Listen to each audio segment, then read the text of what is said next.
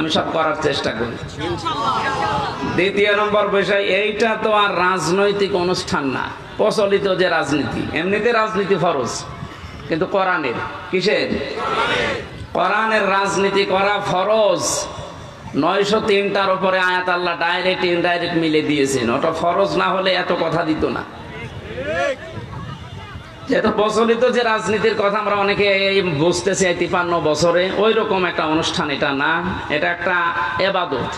এটা কি? কোরআনে কারিমের এই আলোচনাটা একটা ইবাদত। আর ইবাদত, এখানে সব মানুষের মতের পথের লোক আমরা এসেছি ইবাদতটা বোঝার জন্য। কোরআনের তাফসীর লিখে দিয়েছেন, আমরা তাফসীর আকারে এখানে কথা বলবো, কোনো দিকে টেনে না, কোনো দিকে চেপে না। আমি আল্লাহর দিকে তাকিয়ে কথা বলি, ওইভাবে বলবো ইনশাআল্লাহ। আমাদের আসল উদ্দেশ্য আল্লাহ যেন আমাদের পরিবর্তন করে দেন। নিয়ামতের শুকরিয়া আদায়ের যে বিষয় শর্তগুলো বললাম কোরআন দিয়ে, 1 নম্বরে স্বীকার করবেন আপনি যে এটা নিয়ামত। কি অবস্থায় ছিলাম আপনি নিজেও জানেন, আমিও জানি।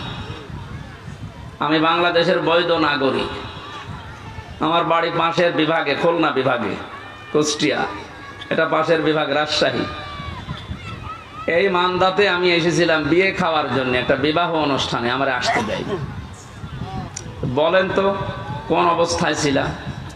গত কয়েকদিন আগে বাংলাদেশ জামাতে ইসলামী কুষ্টিয়া জেলা শাখা 500 আলেমকে ডাক দিয়েছিল। সব ঘরানার আলেম ওখানে এসেছিল। 500 আলেম এক জায়গায় 2.5-3 ঘন্টা তারা আলোচনা করেছে, বিভিন্ন মতামত দিয়েছে। আপনার কি মনে হচ্ছে যে এই 500 আলেম এক জায়গায় তাদের মতামত কোরআনের উপরে, হাদিসের উপরে তুলে ধরলো? আগস্ট মাসের 5 তারিখের আগে 500 না, 5 জন এক জায়গা হওয়া সম্ভব ছিল? কি বলতো যে এখানে গোপন ষড়যন্ত্র হচ্ছে, জঙ্গি তৎপরতা এই জায়গায় চালু হচ্ছে। যেখানে 5 জন হলে এরকম উল্টাপাল্টা নাম দিয়ে দিতেন, সেখানে 500 হয়ে গেল, কই কিছুই তো হলো না। এই জন্য ভুক্তভোগী আপনি না। চেয়ারম্যান বলছিলেন না যে আমি জেলে ছিলাম? ভুক্তভোগী যেহেতু আমরা 2 জন, এখানে আরো যারা আছেন, আমরা টের পাচ্ছি যে কি হয়ে গেল। সুতরাং এটা নিয়ামত, আপনি স্বীকার করেন আর না করেন, এটা কি? আরে নিয়ামত সবার জন্য না। কোরআনে কারীম জানিয়েছে, ওয়ানুনাজ্জিলু মিনাল কুরআনি মা হুয়া শিফাউ ওয়া রাহমাতুল লিল মুমিনিন ওয়া লা ইয়াজিদুজ যালিমিনা ইল্লা খাসারা। আল্লাহ পাক বলেন, হে নবী, কোরআন নাজিল করার ধারাবাহিকতায় এমন এমন বিধান আমি দিয়েছি যেটা যদি পালন করা যায় মুমিনদের জন্য রোগ মুক্তির কারণ হবে, শেফা হবে। সময় যখন আল্লাহ আমাদেরকে দিয়েছেন এই নিয়ামতের শুকরিয়া আদায় করার জন্য, কোরআনে কারীম যদি সত্যি আমরা আয়োজন করতে পারি, জমিনে বিশ্বাস করতে পারেন যত রকমের রোগ আছে, মানসিক, শারীরিক, ইমানের, দুনিয়া এবং আখিরাতের সব রোগগুলো কন্ট্রোল করার ক্ষমতা কোরআনের আছে। ওটা দেখা দরকার। কোরআনের ওই ঔষধ অ্যাপ্লাই না করার কারণে 53 বছরে বহু আইন দিয়ে মুক্ত করার চেষ্টা চালিয়েছে চোর, কিন্তু চোর মুক্ত হয়েছে? চোর যাই ছিল এই 17 বছরে আরো বেড়েছে। এক একজন যে কত বড় বড় চোর এখন ধরা পড়ছে। দরবেশের মতো মানুষ যদি এত টাকা চুরি করতে পারে, দরবেশ বাদ দিয়ে যেগুলো আছে এগুলো তো কত কিছু করিস বলেন। 36,000 কোটি টাকা ঋণ করেছে লোকটা, অথচ 32,000 কোটি টাকা খরচ করে পদ্মা সেতু বানিয়েছে। শুধু ওর টাকায় যদি এখন সরকার তার রাষ্ট্রীয় কোষাগারে জমা আনতে পারে, ওই রকম সেতু আরো বানিয়ে টাকা বেঁচে যাবে। তাও তো এটা সাধারণ মানুষ না, এটা দরবেশ। দাঁড়ি দেখেছেন? এখন নাই, নেই, এখন নমো।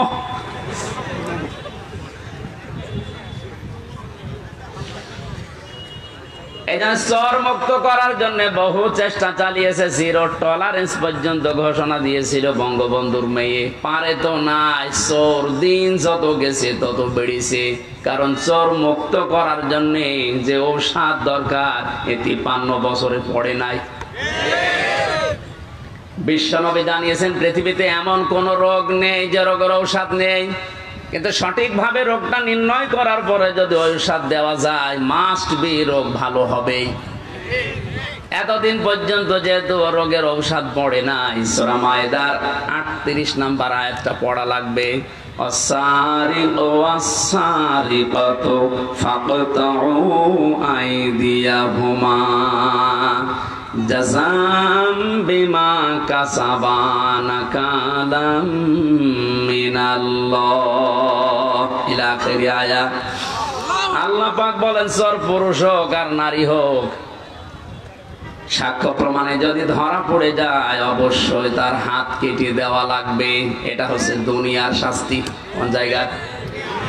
আখিরাতে কি হবে সেটা আল্লাহ জানে। এবার বাস্তবের দিকে নিয়ে আসেন।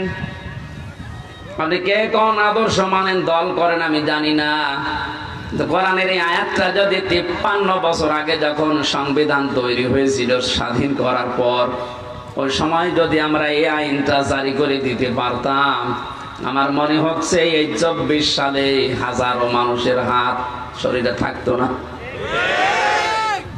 বিশেষ করে বড় বড় চোরগুলো না, অনেকে মনে করছে চুরি করলেই হাত কেটে দাও, তাহলে দেশে কারোর হাতই থাকবে না। চুরি করলে হাত কাটা না, ওটা যদি অভাবে চুরি করে তাহলে তার অভাব দূর করে দেওয়া লাগবে, স্বভাব ভালো করে দেওয়া লাগবে।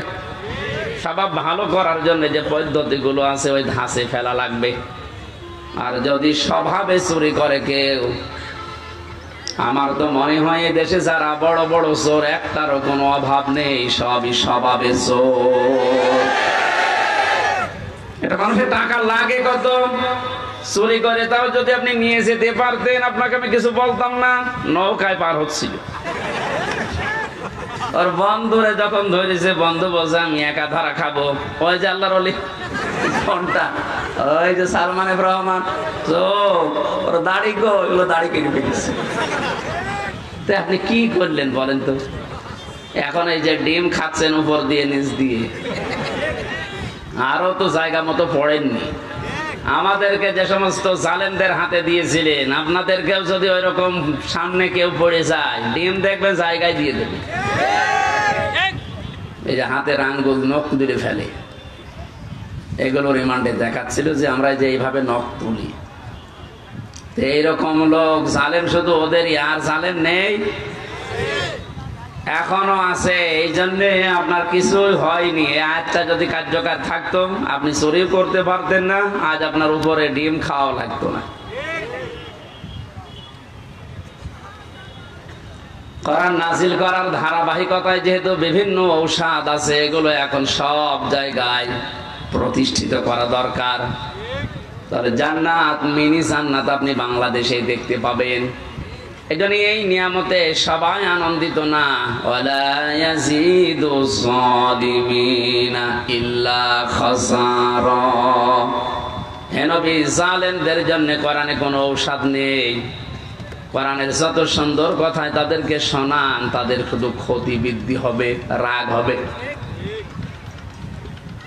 এই জন্য বাংলাদেশে দ্বিতীয়বার স্বাধীন হওয়ার পরও অনেকের মনে আনন্দ নেই।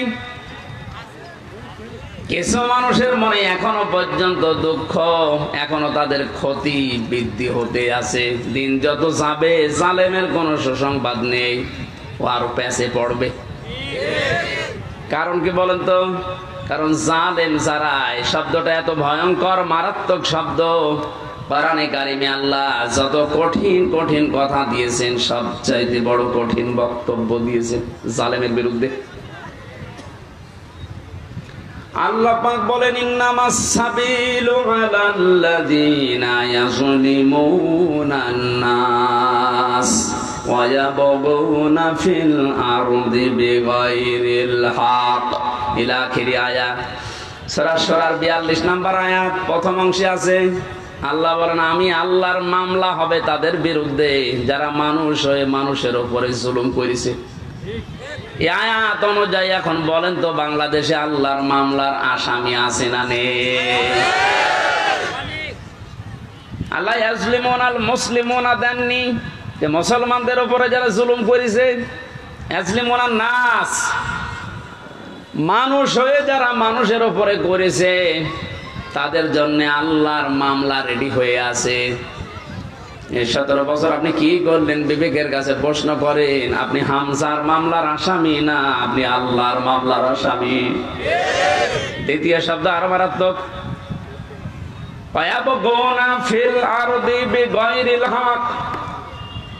অন্যায় ভাবে যারা পৃথিবীতে বিশৃঙ্খলা তৈরি করার জন্য বিদ্রোহ করে, 5 তারিখের পর থেকে 4-5টা গ্রুপ বিদ্রোহ করে ফিরেছে, সামনে এখনো 2-3টা আছে। আপনি এখন আনসারের নাম নিয়ে অধিকার আদায়ের জন্য মাঠে নেমেছেন, 17 বছর কোথায় ছিলেন? আমরা তো জরিপে এখন দেখতে পাচ্ছি 40,000 যদি আনসার নিয়োগ হয়ে থাকে 9 সাল থেকে 17 সাল 24 সাল পর্যন্ত, তার 33,000 সব গোপালগঞ্জের। এতদিন আপনি মায়ের কাছে বলতে পারেননি, এখন মামার কাছে, মামা বাড়ি আবদার পেয়েছে।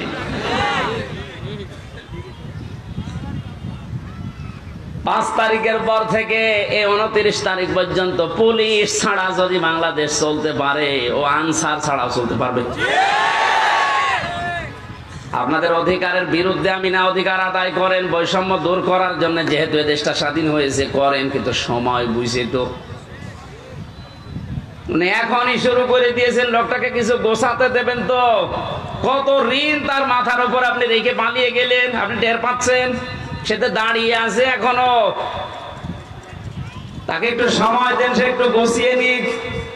না এখনই আমারে দেওয়া লাগবে, আসেন সামনে আসেন, আপনার বাহিনী তুলে দেওয়া হবে। এই জন্য বিশৃঙ্খলা যারা করছেন, আজ বিদ্রোহ ঘোষণা করছেন, আপনিও আল্লাহর মামলার আসামি। পারে নাই প্রথমে হিন্দুদের দিয়ে, হালে পানি নেয়নি, এরপরে প্রধান বিচারপতিকে দিয়ে একটা চেষ্টা চালিয়েছিল, আল্লাহ নষ্ট করে দিয়েছে। এরপরে নিচে আনসার, এটা দিয়েও হবে না, কারণ যে আছে, আপনি বললাম না কাঁচা খেলোয়াড় না, পেছনে অনেক কিছু আছে খেলান দেওয়ার মতো। আমার মোবাইলে সর্বোচ্চ কল আসলে আসবে, সর্বোচ্চ আসলে আমার মনে হয় তারেক জিয়ার পিএস অপু ভাইয়ের কাছ থেকে কল আসতে পারে, কারণ ওনার সাথে আমি 3 বছর ছিলাম জেলে। আর একটু বেশি আসলে গিয়াসউদ্দিন মামুন ভাইয়ের কাছ থেকে আসতে পারে, ওনার সাথেও ছিলাম 3 বছর। তাছাড়া আর উপরে তারেক জিয়া কর দেবে না। ডক্টর মোহাম্মদ ইউনূসের মোবাইলে কল আসে বারাক ওবামার কাছ থেকে, জো বাইডেনের কাছ থেকে, শি জিনপিং এর কাছ থেকে। টের পাচ্ছেন ওর ফুটি কোন জায়গায় বাঁধা, ওর পেছনে কি ধাক্কা দেওয়া আছে দেওয়ালে? আপনি আন্দাজে লাফান, বাস্তবতা কিছু জানেন?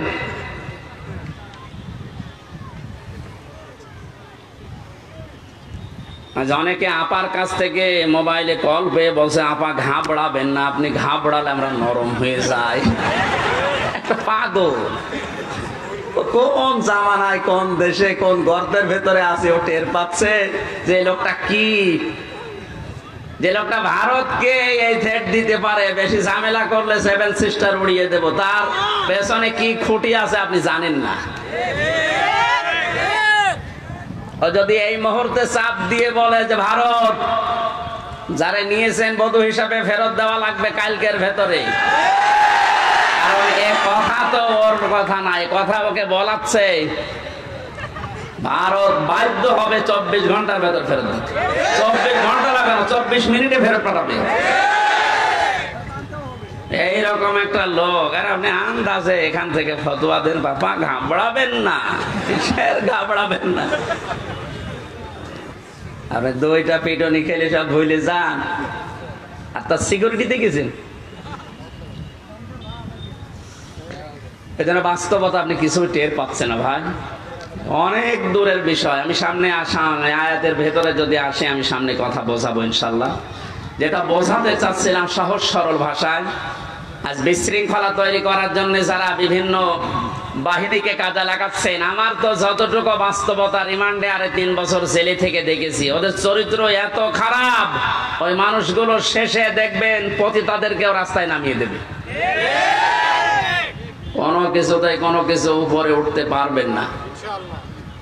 কারণ ছাত্রদের আন্দোলন শুধু না, আমার মনে হয় আল্লাহ ফেরেশতা পাঠিয়েছিলেন, আবাবিল পাখি পাঠিয়ে যেমন আল্লাহ রক্ষা করেছিলেন কাবা ঘরকে, বাংলাদেশে আল্লাহ একটা কিছু দেখাতে চায়, এই জন্য আল্লাহ ছাত্রদের মতো ফেরেশতাদেরকে আল্লাহ শহীদ করিয়েছে। মনে করছেন শহীদ হয়ে গেছে, এ মানুষগুলো এমনি এমনি শহীদ হয়নি। ওয়ালিয়ালাম আল্লাহুল্লাযীনা আমানু ওয়া ইয়াত্তাখিযা মিনকুম শুহাদা। আল্লাহ বলেন আমি আল্লাহ কিছু মানুষকে শাহাদতের মরণ দিয়ে ধন্য করি, সবাইকে দেই না। যার জীবন যৌবন, যার কর্ম অ্যাক্টিভিটিস এগুলো আমার ভালো লাগে, তাকে আমি সাধারণভাবে মরণ দেই না, মরণ দেই শাহাদতে। তাছাড়া শহীদ আবু সাঈদ, আপনার কি মনে হয় একটা লোকের জীবনের ন্যূনতম মায়া নেই? চারটা গুলি খেয়েছে বুকে, তাও দাঁড়িয়েছিল, শেষে আর পারে নাই, পড়ে গেছে। তবে একটা খান তো, শুধু শব্দ শুনলে পালাবেন।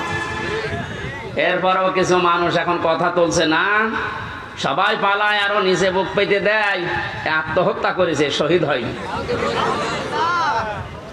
আহলে হাদিসের নাম নিয়েছে এই লোকটা, এই কথা বলেছে, আহলে হাদিসের লোক না, একটা প্রতারক।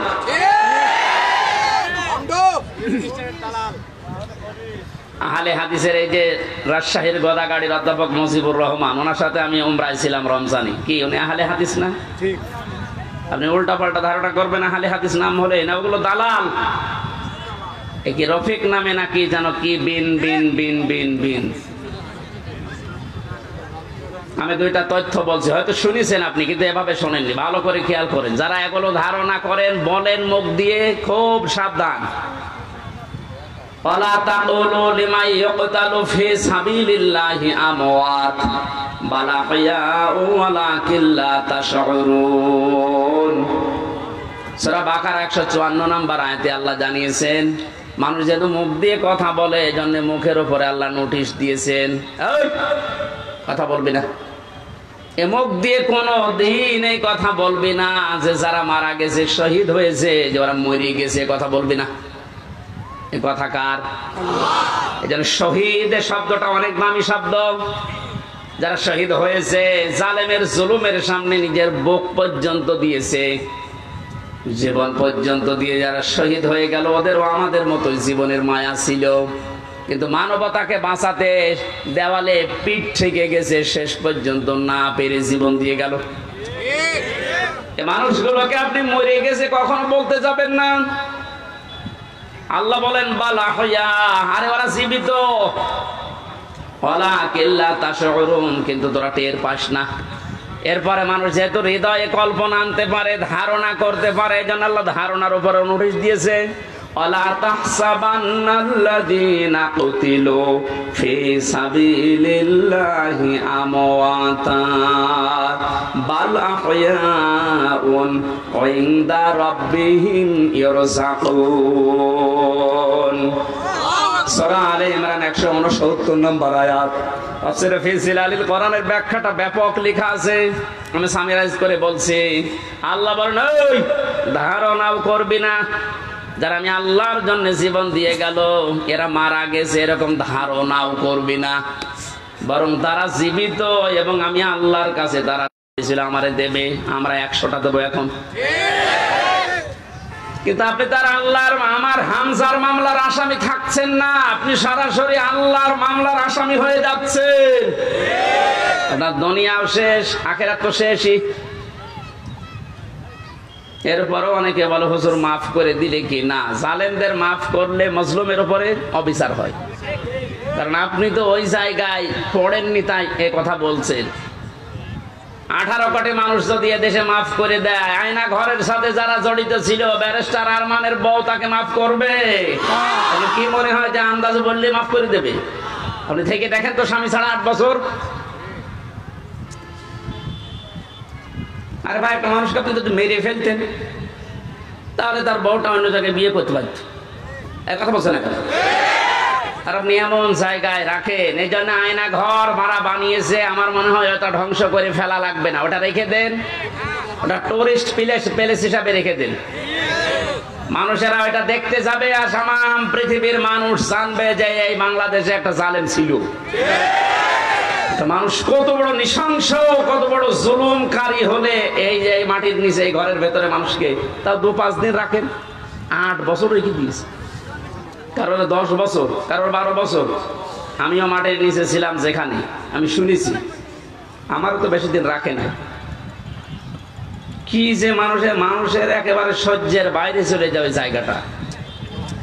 এই হাঁটুর ভেতর দিয়ে হাত দিয়ে, এরপরে আবার এখানে হ্যান্ডকাপ দিয়ে বেঁধে এটা মানুষ এভাবে ঘন্টার পরে ঘন্টা, দিনের পরে দিন, মাসের পরে মাস, বছরের পর বছর এভাবে রেখে দেয়। শুধু টয়লেট করার জন্য 1.5 মিনিট সময় দেয়।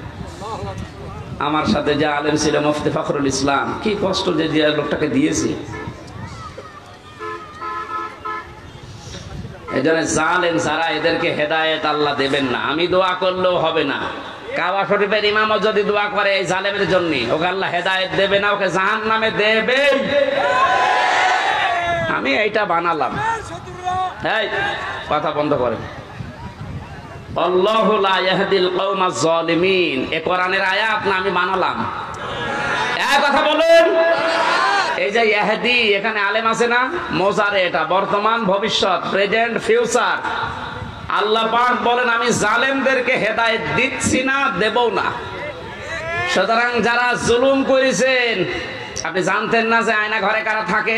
অবশ্যই আপনি জানতেন, আপনার কথা মতো হয়েছিল। এই জন্য আপনি আল্লাহর হেদায়েত থেকে বঞ্চিত। যতবার হজ করেন না কেন, তাহাজ্জুদ মিলে পড়েন, আপনি হেদায়েত পাবেন না। আর হেদায়েত কেউ না পেলে সে জান্নাত পাবে? বলেন বলেন। তাহলে আমরা একবারে ফতোয়া দিতে পারি যে আপনি চির জাহান্নামী, নাকি বেশি বলে ফেললাম? না, আমি যা পড়েছি তাই বলছি। কারণ জালেমদেরকে আমি দোয়া করলো, আল্লাহ হেদায়েত দিচ্ছে না, দেবে না। কিয়ামতের ময়দানে আল্লাহ পাক 2 শ্রেণীর মানুষকে নবীর হাত থেকে হাউজে কাউসার খেতে দেবেন না। কয় শ্রেণী? 1 নম্বরে যারা ইসলামের ভেতরে নতুন নতুন বিষয় ঢুকিয়েছে, বেদাত বলে যারে, এদেশে সবচাইতে বেশি এটা, নবীর হাতের হাউজে কাউসারের পানি পাবে না। আপনি এই হাদিসটা এবার বাংলাদেশে মিলান। কত হাজি জালেমের সহযোগী, জালেমকে ভালোবাসে, সাপোর্ট করে, এই কারণে নবীর হাতের ওয়ারিশ হিসাবে সে পানি পাবে না। এরকম মানুষ হাজি দেশে নেই। আপনার দুনিয়াও শেষ, আখিরাতও শেষ। আপনি কি করলেন? যে সমস্ত পাপের কারণে আল্লাহ দুনিয়ায় শাস্তি নাজিল করে, তার ভেতরে অন্যতম পাপ, মানুষ যখন সীমা লঙ্ঘন করে ফেলে, তখন আল্লাহ 8 প্রকার শাস্তি দুনিয়ায় দেয়। আমি একটা একটা করে কোরআন দিয়ে ওইদিকে যাবো ইনশাল্লাহ। আপনারা আছেন তো ময়দানে?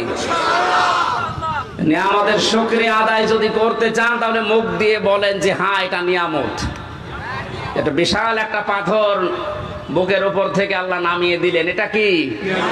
কিন্তু যারা স্বীকার করছে না, এখনো অনেক জালেম নেই যে স্বীকার করছে না, এখনো পর্যন্ত এই দুর্বিসন্ধিতে লিপ্ত আছে। 2 নম্বরে নিয়ামতের শুকরিয়া আদায় করার শর্ত হচ্ছে আপনার মনের ভেতরে একটা আলাদা আনন্দ আপনি অনুভব করবেন, যেটা সত্যি আমরা পাচ্ছি, সবাই পাচ্ছে। এত বড় জুলুম বিদায় নেওয়ার পরেও যদি আপনার মনের ভেতরে আনন্দ না আসে, শান্তি না লাগে, নবীজি হাদিসের ভাষায় পড়েছি, মানুষের এই পশম গুলো তখন খাড়া হয়ে যায়। বাম স্তনের 2 আঙ্গুল নিচে যে গোস্তের টুকরা আছে, ওই টুকরাটা লাফালাফি করে। আমার তো 5 তারিখের পর থেকে যে আনন্দ, এমনিতে এই কোরআনের এবং হাদিসের এই শব্দের গুলোর সাথে আমার বুক এবং হাত, পশম সব মিলে যাচ্ছে। আমি দেখতে পাচ্ছি এখনো অনেকের মেলছে না। এই কথা বলতে কেন? 3 নম্বরে নিয়ামতের শুকরিয়া আদায় হবে যে উদ্দেশ্য নিয়ে আপনি ওটা কায়েম করেছিলেন, ওটা একেবারে সর্বশেষ জায়গায় পৌঁছিয়ে দেওয়া। এদেশে সমন্বয়ক যারাই ছিল ছাত্র আন্দোলনের অধিকাংশ গুলোর এখন কথা আমি শুনতে পাচ্ছি, ওরা বলছে আমরা মুসলমান। কালকে একজনের বক্তব্য দেখলাম ঢাকাতে, ওরা বলছে আমরা বাংলাদেশে যত জেলায় থানায় সমন্বয়ক ছিলাম, আমাদের উদ্দেশ্য ছিল যত রকমের বৈষম্য আছে সব আমরা দূর করে সমান সমান করে দিতে চাই, এটা আল্লাহ চাই। কথা বলে না কেন? আমরা যেহেতু 96% মুসলমান এই দেশে, দল মত আমরা যাই করি না কেন, 53 বছর তো দেখলাম যে মানুষ চালালে কেমন লাগে না, দেখি নাই? বাবা চালিয়েছে কেমন লাগে আমরা দেখেছি, স্বামী চালিয়েছিল কেমন লাগে আমরা দেখেছি। চাচা চালিয়েছে, যেভাবেই হোক দেখেছি, বুবু চালিয়েছিল, ভাবি চালিয়েছে, শুধু এখন দেখতে বাকি আছে কোরআন দিয়ে দেশ চললে কেমন দেখা যায়। আপনি সমন্বয়ক যত আছে আমার মনে হয় যদি 500 জন থাকে 498 জন এই কথা বলতে বাধ্য হবে যে আমরা বৈষম্য দূর করার জন্য আন্দোলন আরম্ভ করেছিলাম, আর এটা দূর করার জন্য কোরআন ছাড়া অন্য কোন নিয়ম দুনিয়ায় নেই। অন্য নিয়ম আসলে আবার বৈষম্য শুরু হবে।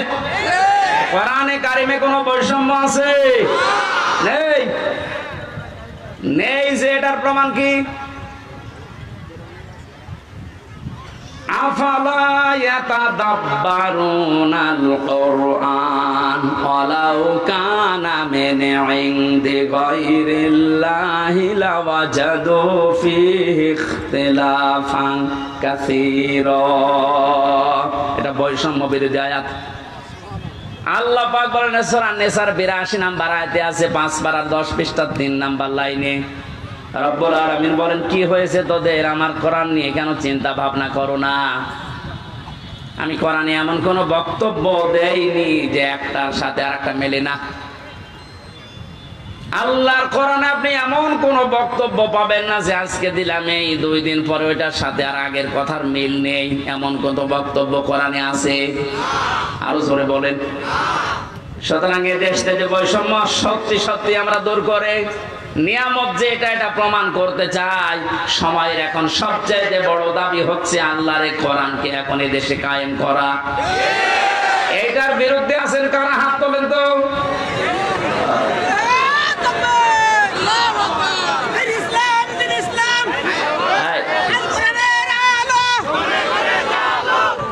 মানুষের এখনো মনে হয় ঘোর কাটেনি। আমার মনে হয় আমান আজমি ভাই এই যে জেল কি আয়না ঘর থেকে এসে এখনো যেমন স্বাভাবিক হতে পারেনি, ব্যারিস্টার আরমান আয়না ঘরে 8 বছর থাকার পরে এখনো উনি স্বাভাবিক হতে পারেনি। আমিও জেলখানায় 3 বছর, আমি এখনো স্বাভাবিক না। এখন ওই দেশের আমার মনে হয় জনগণ এখনো স্বাভাবিক হয়নি, মনে করছে 5 তারিখের আগে আসি না। এখন আর 5 তারিখ নেই, এখন 29 তারিখ। কত বলেন বলেন।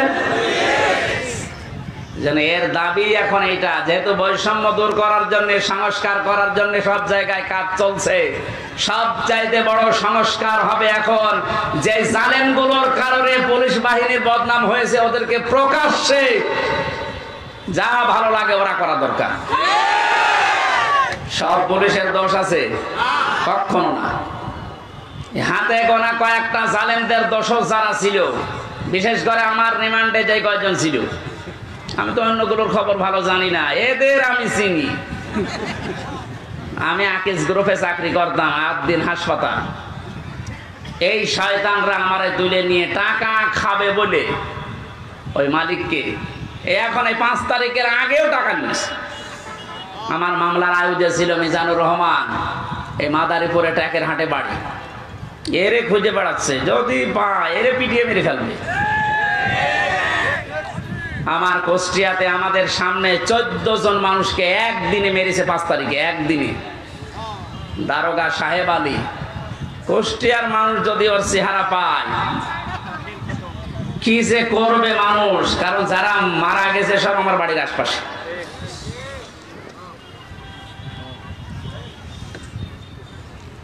এসপি নামে একজন ছিল রিমান্ডে আমার, শেখ ইমরান হোসেন। ওর বাড়ি খুলনা ফুলতলা এলাকায়, ওর বাবা আওয়ামী লীগের উপজেলা চেয়ারম্যান। ওরাও খুঁজে বেড়াচ্ছে, কারণ 5 তারিখের আগে পর্যন্ত নাকি এরা টাকা নিয়েছে। স্যার আজকে আমারে কল দিয়েছিল, হুজুর 5 তারিখের আগেও আমার কাছে টাকা নিয়ে গেছে। এখনো যদি 5 তারিখ না আসতো মনে হয় আরো টাকা চাইতো। সুতরাং ওদেরকে আপনি ক্ষমা করবেন কি? কোন জিনিস দেখে? এই শয়তানগুলোর কারণে আজ হাজার হাজার পুলিশ এখনো পর্যন্ত ভয়ে আছে, বের হচ্ছে না বাইরে। এই জন্য বাহিনীর সবার দোষ না, যাদের দোষ এইগুলোকে এখন এই বাহিনীর সামনে এনে দেওয়া দরকার। যে নে যা পারবি ফুটবল খেলা। কালকে ইনোরে একটা লাথি দেয়নি একজন? সম্মানিত ভাইরা, আমি যেটা বোঝাতে চাচ্ছিলাম, যেহেতু সংস্কার আরম্ভ হয়েছে আর এটা করার জন্য ওনারা আন্দোলন করেছিল, সুতরাং সংস্কার খুব তাড়াতাড়ি করেন, নয়তো জালেমরা কিন্তু বসে নেই। ওরা একটা একটা করে ইস্যু তৈরি করবে, আবার অশান্ত করার চেষ্টা করবে। ডক্টর মোহাম্মদ ইউনূস বারবার বলছে, ভাইরা আমার সময় দিন, আমাকে কাজ করতে দিন। আপনাদের এই 17 বছরের জঞ্জাল আমি এই 17 দিনে শেষ করে ফেলবো, একটু সময় দিন আমারে। আর এর ভেতরে আমার কাছে আর বসে কাজই করতে দেন না, খালি এইটা ওইটা ওইটা আমার বাড়ি ঘেরাও। তা আপনি ওনার বাড়ি ঘেরাও করে কি করবেন? ওনারে তো পেছনে যারা খুঁটি দিয়ে রেখেছে তারা তো আর এই বাড়ি ঘেরাও কিছু মনে করে না। এই জন্য এই সমস্ত ছোটখাটো কাজ করে আপনি টার্গেটে পড়ে যেন না।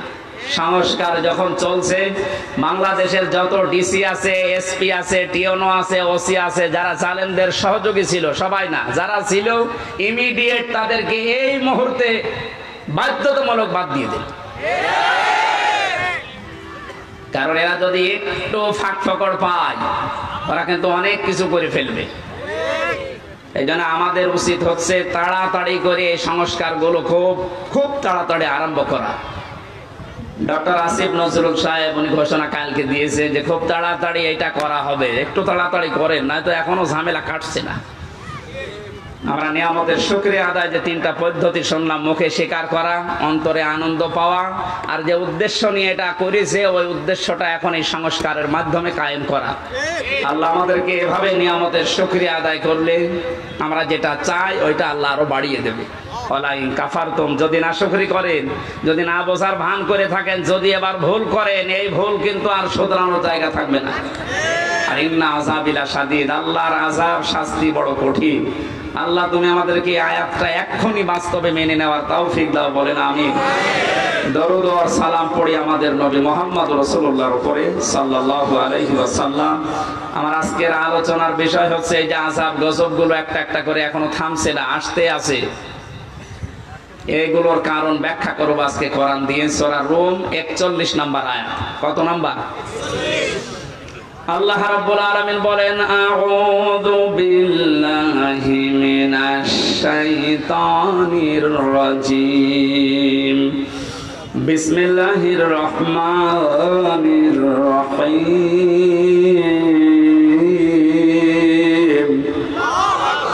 ظهر الفساد في البر والبحر بما كسبت أيدي الناس ليذيقهم بعض الذي عملوا لعلهم يرجعون صدق الله العظيم। আল্লাহ পাক বলেন, জলে স্থলে যে বিপদ আপদ মুসিবত যে গজবগুলো দেখতে পাচ্ছ, সব কিন্তু তোমাদের হাতের কামাই করা বস্তু। আমি এগুলো দিতে চাই না। ওমা সাবাকুম মিন মুসিবাতিন ফাবিমা কাসাবাত আইদিন নাস ইলা আখির আয়াত।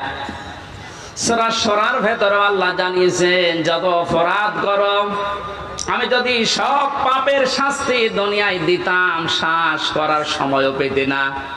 আমি আল্লাহ আমার দয়ার কারণে অধিকাংশ গুলোই মাফ করে দেই, আর কিছু শাস্তি তোমাদের পাপের জন্য একটু মজা চাকাই।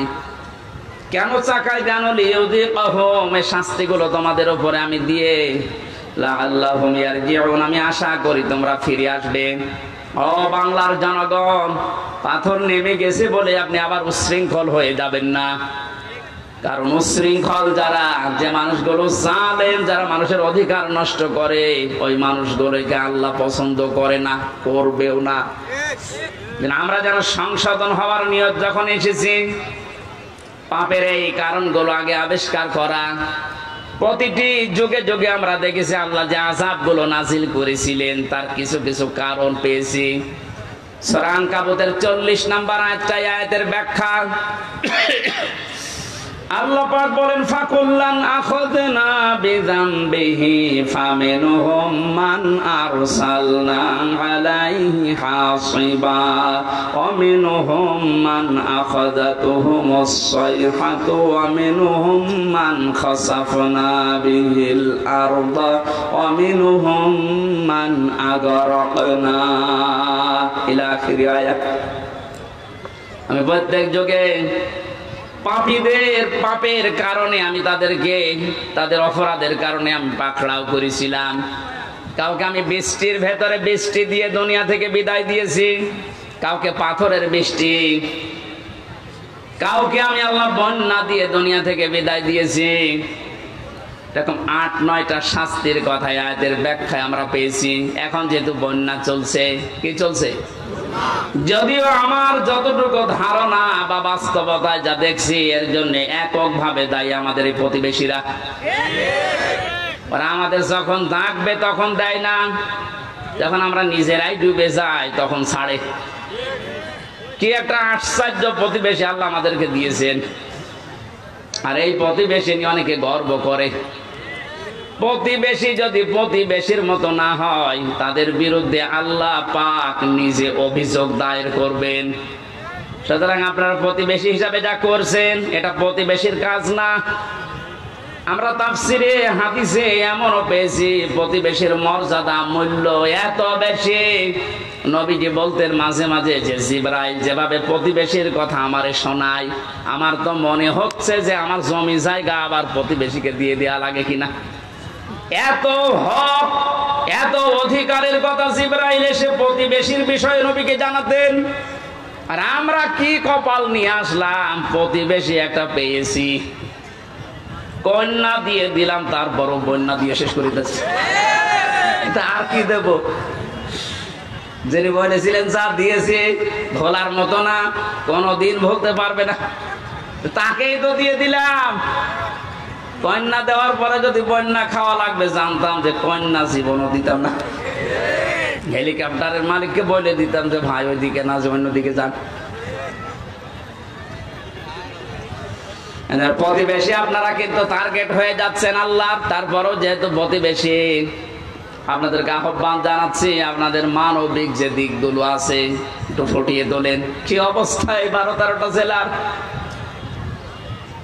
যে অবস্থা দেখতে পাচ্ছি সহ্য করার মতন। আমার যেহেতু অনুষ্ঠানগুলো বিভিন্ন প্রান্তে নেওয়া আছে, এই জন্য সবসময় আমি যেতেও পারছি না। অর্থনৈতিকভাবে যতটুকু আমার সামর্থ্য আছে আমি চালাচ্ছি কাজ। বাংলাদেশ জামাতে ইসলামী কুষ্টিয়া জেলা শাখার পক্ষ থেকে ওনারা খরচ করে যাচ্ছে। আমি আহ্বান জানিয়েছি, আমার জেলার ভেতরে যারা আছেন, সঠিকভাবে যদি এই মানভাষী মানুষকে কিছু দিতে চান, অন্যের হাতে দিলে হয়তো 2 নাম্বারই হতে পারে। আমার যতটুকু বাস্তবে দেখা, এদের হাতে দেন, সঠিক জায়গায় পৌঁছিয়ে যাবে, যাচ্ছে তাই। আপনারা যা করলেন এই মানুষগুলোকে, এদের আর দেখার মতো, শোনার মতো, এদের দুঃখ এখন কিন্তু মজলুম। আর আমরা জানি তাকি দাওয়াতাল মাজলুম ফাইন্নাহা লাইসা বাইনাহু ওয়া বাইনাল্লাহি হিজাব। আল্লাহ পাক বলেন, পৃথিবীর মানুষেরা আর যাই করো না কেন, মজলুমের বরদুয়া থেকে নিজেকে বাঁচিয়ে রাখবা। খুব ভয়ঙ্কর বিষয়টা। মাজলুম সে যে কেউ হতে পারে। ও যদি সত্যিই মন থেকে এই জুলুমের কারণে কিছু বলে, আল্লাহ কিন্তু সত্যি সত্যি ওটার ফেরত দেয় না, সঙ্গে সঙ্গে কবুল করে নেয়। এর বাস্তব উদাহরণ যে ছোট হুজুরটা রফিকুল ইসলাম মাদানি, এ ছেলেটা আমার সাথে ছিল প্রথম 2 মাস।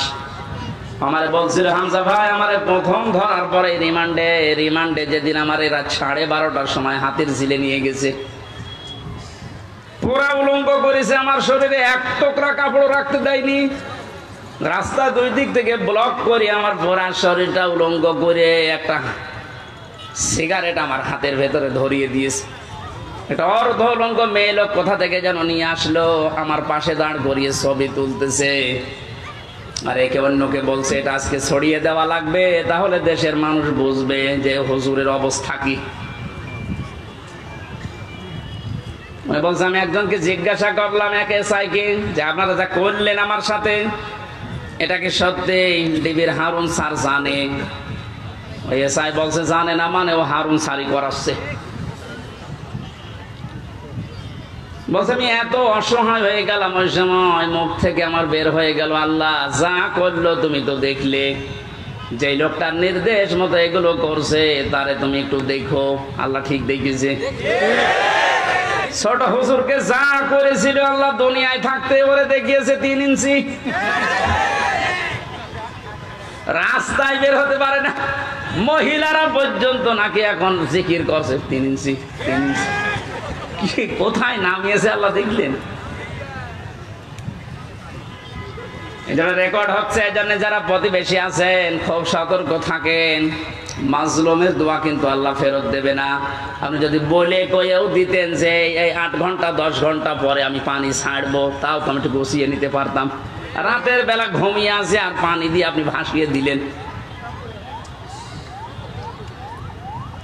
কত মানুষ এই ভেসেই মরে গেছে, মুনাফিক হয়ে গেছে। আল্লাহ এমনিতে এই বিপদগুলো দেয় না।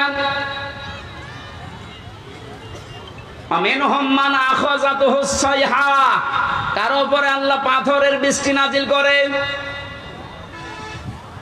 তাফসীরের ভেতরে পড়েছি, আয়াতের ব্যাখ্যা করতে গিয়ে হযরত শুআয়ব আলাইহিস সালামের ঘটনাটা ফি জিলালিল কোরআনে আছে। ওয়া ইলা মাদিয়ানা খাহুম শুআয়বা ক্বালা ইয়া কওমি ইবুদুল্লাহা মা লাকুম মিন ইলাহিন গায়রু ইলা আখির আয়াত। আল্লাহ পাক বলেন, মাদাইন শহরে হযরত শুআয়বকে তার ভাইদের কাছে আমি পাঠিয়েছিলাম। তিনি মাদাইনে, হযরত শুআয়ব মিশরের মাদাইন আইকা এই এলাকায় বাস করতেন। ওনারা জানে না এই গুরুত্বপূর্ণ কাজ বাদ দিয়ে ওনার মতো মানুষেরা যদি মোস্তফা আমিন বসে থাকতে পারে, আপনি কি হয়েছেন বলেন তো? ইলা শব্দের যে ব্যাখ্যা দিচ্ছে এবার নিজের জীবনের সাথে মিলাবেন। আল্লাহ রাব্বুল আলামিন জানিয়েছেন প্রতিটি নবীর যে দাওয়াতের পদ্ধতি ছিল আমি কিছু কিছু কোরআনে কোড করেছি। তার ভেতরে শুআয়ব আলাইহিস সালাম একজন। তিনি জাতির লোকদেরকে বলেছিলেন, জাতির লোকেরা আল্লাহর ইবাদত করো, তিনি ছাড়া ইলাহ নেই। কি নেই? আমরা যেহেতু নবীর ওয়ারিস, নাকি মানেন না? এক কথা বলেন না কেন? আমি তো প্রথমেই বলেছিলাম রাজনৈতিক ভাবে আমি একটা দলকে ভালোবাসি, সাপোর্ট করি, সহযোগিতা করি, কিন্তু এটা তো ওইটা না। আমি জাতির 1 নম্বরে ইলাহ মানে আল্লাহ পাক বাদ দিয়ে আইন তৈরি করার ক্ষমতা কারণে, এই জন্য আল্লাহ ইলাহ। আল্লাহ কি? এটা যতদিন পর্যন্ত আপনি না মানবেন আমি দাওয়াত দিতেই থাকবো আপনাকে, কারণ আপনি এখনো পর্যন্ত ক্লিয়ার না। আইন তৈরি করার দায়িত্ব দুনিয়ার কারো হাতে আল্লাহ ছেড়ে দেয়নি, এটা আল্লাহর হাতে। কারো হাতে ছেড়ে দিলে সে নিজের দলীয় কায়দায়, নিজের ব্যক্তিগত কায়দায়, নিজের স্বার্থে, দলীয় স্বার্থে ওইটা বানাইতো। কথা বলেন না কেন? আল্লাহকে ওইরকম এই কথা বলেন। আল্লাহ রাব্বুল আলামিন যেন সবার জন্য উপকার হয় এমন আইন তৈরি করেন, এই জন্য আইনের বিষয়টা আল্লাহ কাউকে ছেড়ে দেয়নি। রব্বুল আলামিন বলেন, হে নবী, মানুষেরা হয়তো আপনাকে মাঝে মাঝে জিজ্ঞাসা করতে পারে, ইয়াকুলুনা হাল্লানা মিনাল আমরি মিন শাইইন কুল ইন্নাল আমরা কুল্লাহু লিল্লাহ। সূরা আলে ইমরানের 154 নম্বর আয়াতের মাঝের অংশে আছে 4 নম্বর পারার 9 নম্বর পৃষ্ঠা 3 নম্বর লাইনে। এরপরে আপনি ফতোয়াবাজি করেন, দেখে নিন গাজান। আল্লাহ বলেন, মানুষ যদি জিজ্ঞাসা করে যে আইন তৈরি করব, আমাদের কোনো ক্ষমতা, কোনো অধিকার, পাওয়ার আছে? আল্লাহ বলেন, আপনি ফতোয়া দেন যে না, এটা শুধুমাত্র আল্লাহর দায়িত্ব। কার? জাতির লোকেরা এটাই তো বোঝাতে সে কুষ্টিয়া থেকে এসেছে যে আল্লাহর আইন বাদ দিয়ে কারো আইন মানা যাবে না, এমনকি মা বাবার আইনও মানা যাবে না। হ্যাঁ, ঠিক আছে তো? না না, এই যে হুজুর বলেন তো, মা বাবার আইন মানা জায়েজ আছে না নেই? না, আন্দাজ বলেন কেন? وَقَضَى رَبُّكَ أَلَّا تَعْبُدُوا إِلَّا إِيَّاهُ وَبِالْوَالِدَيْنِ إِحْسَانًا। সূরা বানী ইসরাঈলের 24 নম্বর আয়াতে 22 নম্বর আয়াতের প্রথম অংশে আছে, আল্লাহ পাক বলেন, আমি রায় দিলাম, আমি ফতোয়া দিলাম, সিদ্ধান্ত নিলাম, কার্যকর করে দিলাম, লিখে দিলাম, ফায়সালা করে দিলাম, আর কোনো নড়ন চড়ন নেই, কোনো পরিবর্তন হবে না। ওয়াকাযা রাব্বুকা, তোমার রব ফায়সালা দিয়ে দিয়েছে আল্লাহ তা'বুদু ইল্লা ইয়া, সে আল্লাহ ছাড়া কারো ইবাদত করা যাবে না। ওয়াবিল ওয়ালিদাইনি ইহসানা, 2 নম্বরে মা বাবা যাদের আছে তাদের সেবা করা লাগবে। এই আয়াত দ্বারা মাসলা বের হয়, আল্লাহর আইন মানা ফরজ আর মা বাবার সেবা করা ফরজ, আইন মানা ফরজ না।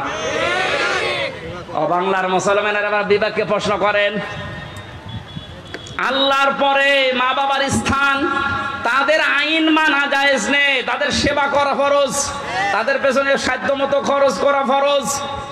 কথা বলেন এখানে, মা বাবার আইন মানায় যদি ফরজ না হয়, কোন মহারথী আছে যে আইন বানিয়ে দিলে মানা লাগবে? যারা আছে মানুষ হয়ে মানুষের তৈরি করা আইন মানার জন্য চেষ্টা চালাচ্ছেন, এখনো আপনি কুকুরের চাইতেও খারাপ।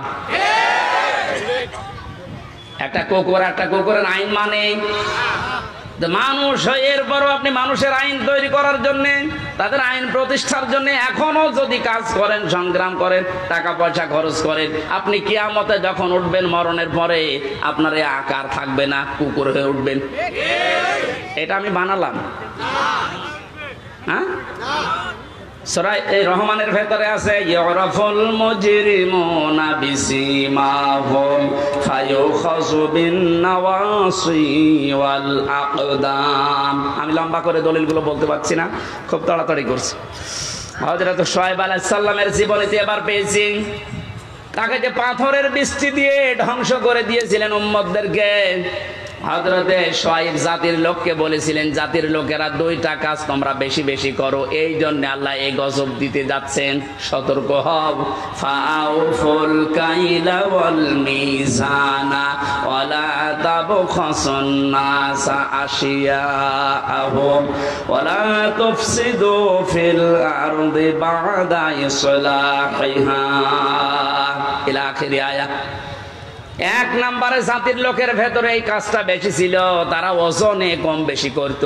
কিসে ওজন? মানে শুধু দাড়ি পাল্লার ওজন বলেন না, পৃথিবীর প্রতিটি জিনিসের ওজন আছে, আপনার বিবেকের ওজন আছে। এই যে চেয়ারে বসেছি, চেয়ারের ওজন আছে। যারা আজ লেখাপড়া করায়, মাস্টার, শিক্ষক, ওস্তাদ, মুআল্লিম, তাদেরও ওজন আছে। তারা নেওয়ার সময় তো বিভিন্ন জায়গা থেকে জ্ঞান ভালোই অর্জন করেছে, এই যে মাস্টার, কিন্তু দেওয়ার সময় আর ঠিক মতো ছাত্র ছাত্রীদের দিতে চায় না, তখন বলে প্রাইভেট পড়া লাগবে, কোচিং করা লাগবে।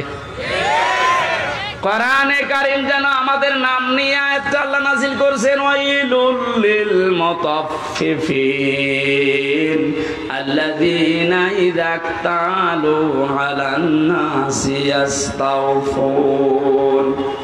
আল্লাহ বলেন ধ্বংস হয়ে যায় কয় দোকানদার গুলো, যারা ওজনে কম বেশি করে। এখানে শুধু দোকানদার উদ্দেশ্য না, দুনিয়ায় যে যেখানে আছে ওই জায়গায় নেওয়ার সময় ঠিক মতো নেয়, দেওয়ার সময় যারা কম দেয়, এই মানুষগুলো এই আয়াতের ভেতরে শামিল। তাদের ধ্বংস কামনা করছে কে? যে যে জায়গায় আছে আমাদের ওজন যেন কম বেশি না হয়। আর জাতির ভেতরে ওজনের স্তর ঠিক নেই। ধনীরা অপরাধ করলে ওজন একরকম হয়, গরিব মানুষ অপরাধ করলে ওজন আর এক রকম হয়। নিজের দলীয় লোক অপরাধ করলে ওজন বিচার একরকম হয়, আর অন্য দলের লোক যদি অপরাধের নাম গন্ধ না শুধু শোনে, সন্দেহ করে, বিচার অন্যরকম হয়। এই জন্য তো গজব এসেছে। 2 নম্বরে আল্লাহ বলেন, দুনিয়া শান্ত হয়ে যাওয়ার পরে কেউ যেন বিশৃঙ্খলা করার চেষ্টা করো না, যেটা এখন দিন দিন বাড়ছে। এই জন্য আমরা সাবধান হব। এই 2টা কাজ যদি সমাজে, দেশে জারি হয়ে থাকে, আপনি শুধু না, আমিও বাঁচতে পারবো না। এই জন্য আমাদের সতর্ক হওয়া লাগবে। আল্লাহর গজব নাজিল হওয়ার জন্য যে শাস্তিগুলোর কথা, যে কাজগুলোর কথা, আল্লাহ আমাদের এই কাজ থেকে বিরত থাকার তৌফিক যেন দান করেন। আপনি কার জন্য ওজনে উল্টা পাল্টা করে বিবেককে বিসর্জন দিয়ে, বাম হাতের ইনকাম দিয়ে উল্টা পাল্টা করে টাকা পয়সা আপনি ইনকাম করে রেখে যাচ্ছেন? কার জন্য বলেন? যার জন্য রেখে যাচ্ছেন আপনি একটু ওই জালেমগুলোর দিকে তাকাতে পারেন না? যারাই করেছিল, এই যে নাম দেখেন না, এক একটা ভিসি বানাতে 50 লাখ টাকা নিয়েছে, একটা কলেজের মাদ্রাসার অধ্যক্ষ বানাতে 20 লাখ টাকা নিয়েছে শুধু মন্ত্রী, বাকিগুলো তো আরো আছে। এই মহিলা ধরা পড়ার পরে কত লাথি গোতা কিল ঘুষি আর গাইল তো আছেই। কি করলো সে? না 8-10 বছর 15 বছর একটু শান্তি পেয়েছে, মন মতো কাজ করেছে, এখন সারাটা জীবন মানুষের ঘৃণা বরদোয়া আর অপমান নিয়ে বেশি থাকা লাগবে। যে যেখানে আছি ওজনটা ঠিক করে নাই তো কিন্তু শাস্তি আল্লাহ দিতে 10 বছরও লাগবে না, 10 সেকেন্ডই যথেষ্ট। 8টা শাস্তির কথা আমরা তাফসীর থেকে লিখেছি। হযরত হুদ আলাইহিস সালামের জাতির লোকেরা যে অপরাধ করত তাদের জন্য যে শাস্তি আল্লাহ দিতেন। যেহেতু আমরা মুহাম্মদুর রাসূলুল্লাহর উম্মত, আমাদেরকে বিশ্বনবী জানিয়েছেন 2টা কাজ থেকে বিরত থাকবা, নয়তো আল্লাহর গজব আযাব অন্যান্য নবীদেরকে যেভাবে ঘিরে ধরেছিল, আমি দোয়া করেছিলাম আল্লাহ আমার উম্মতকে একবারে ধ্বংস করে দিও না, এই জন্য আসে না। কিন্তু যদি এগুলো ব্যাপক হারে আরম্ভ হয়, আল্লাহর গজব নাজিল হতে কিন্তু বেশি সময় লাগবে না। আমাদের হাতের কামাইগুলো আমরা বন্ধ করব, বিশেষ করে ওজনটা। সব জায়গায় ওজনে কম বেশি করা হচ্ছে। আমরা চেয়ারে বসে ওজনওয়ালা কথা বলতে পারি না, আর 15 বছর তো পারি নাই। এখান থেকে একবার হুজুর এদিকে বলেন না ওদিকে বলেন না, ঠিক করেন। তো কি ঠিক করব? ঠিক করতে করতে তো আমরা চলে গেছি গর্তের ভেতরে। কেন্দ্রীয় মসজিদের ইমাম যিনি বাইতুল মুকাররম, তাকান তার দিকে। এই লোকটা পর্যন্ত যদি দালাল হয়ে যায়, এ দেশে আর কার দিকে ভরসা করবেন? অপমান করে আল্লাহ বিদায় দিয়েছেন। যত রকমের ক্ষতি হয়েছে বাংলাদেশে ইসলামের এবং মুসলমানদের, বিশেষ করে ইসলামপন্থী উদার যারা, তাদের সবচেয়ে বেশি আমার মনে হয় ক্ষতি হয়েছে দালাল পন্থী আলেমগুলোর কারণে। কারণ নেক্সট সুরাতে ধোঁকা দিত এরা মানুষকে, আর আমাদেরকে মাঝে মাঝে জেলখানার ভেতরে ফতোয়া পাঠাতো। এত বেশি বোঝার দরকার কি? দেশি হুজুর আর নেই, হুজুর আছে ওইভাবে চেপে রাখার অভ্যাস আমার নেই। যা পড়েছি যা বুঝেছি ওটা কোরআনে যে ফরসে আল্লাহ দিয়েছে ওটা বলতেই থাকবো মরণ পর্যন্ত। আল্লাহ এমন কোন গণা, এই ওজনটা আমরা যেন প্রত্যেকে ঠিক করি, কোন জায়গায় যেন বিশৃঙ্খলা না হয়, চেপে ধরবেন। যে যেখানে আছেন বিশৃঙ্খলা তৈরি হওয়ার আশঙ্কা থাকলেই ওরা যদি ডালে ডালে চলে, আমাদেরকে পাতায় পাতায় চলা লাগবে। স্বাধীনতা কিন্তু আবার হারিয়ে যাবে। আল্লাহ বাস্তবতায় তুমি মানে কোরআনের আয়াত যেভাবে নাজিল করেছো ওইভাবে বোঝার তৌফিক দাও। আল্লাহুম্মা আমিন। লা ইলাহা ইল্লা আনতা সুবহানাক ইন্নী কুনতু মিনাজ জালিমিন। সারাটা জীবন অপরাধ করে জীবনটা নষ্ট করে ফেলেছি। নবীরে যে দাওয়াত দিয়েছিল যে আল্লাহ পাক ছাড়া কারো ইবাদত করা যাবে না, ইলা তুমি ছাড়া আর কেউ নেই, এটা জাতির লোককে বোঝার তৌফিক তুমি দাও। তুমি আইনদাতা, তুমি রক্ষাকারী, তুমি প্রতিপালনকারী, তুমি আমাদের উকিল অভিভাবক। এই কথাগুলো তুমি আমাদের প্রত্যেকের অন্তরে বদ্ধমূল করে দাও। এই আয়োজনে যদি সওয়াব দিয়ে থাকো আল্লাহ কোটি কোটি গুণে বাড়িয়ে দাও। মুহাম্মদুর রাসূলুল্লাহর রওজায় পৌঁছিয়ে দাও। যত মানুষ কবরে আছে আল্লাহ কবরবাসীদেরকে তুমি নিজ গুণে ক্ষমা করে দাও। কখন কার মরণ চলে আসে জানি না। রব্বুল আলামিন।